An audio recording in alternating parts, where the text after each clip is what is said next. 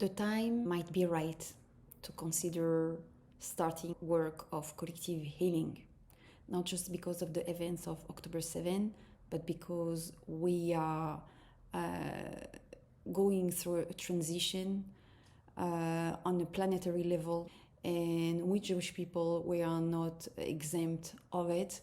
We all have a part of responsibility in raising the collective consciousness. We seem to be repeating some sequence of history in cycle, like if we were stuck into a loop, and as if we were invited to heal past events through the present events.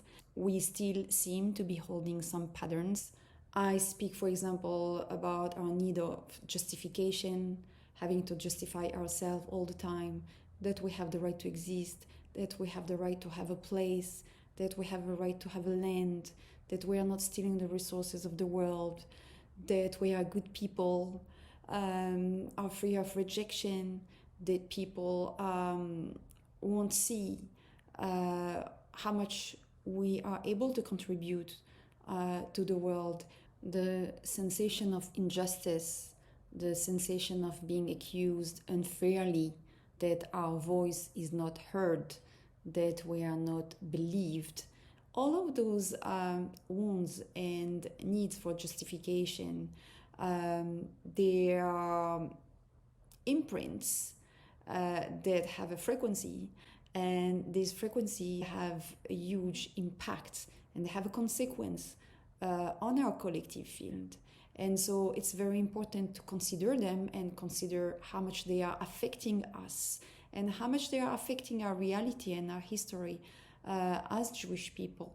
I invite all of us now to consider if there are any wounds or any imprints that don't benefit our collective anymore, that we can let go of, that we can transmute. I'm proposing to do that with some cool tools of quantum healing and iChair protocol that I'm using for accelerated healing and consciousness expansion.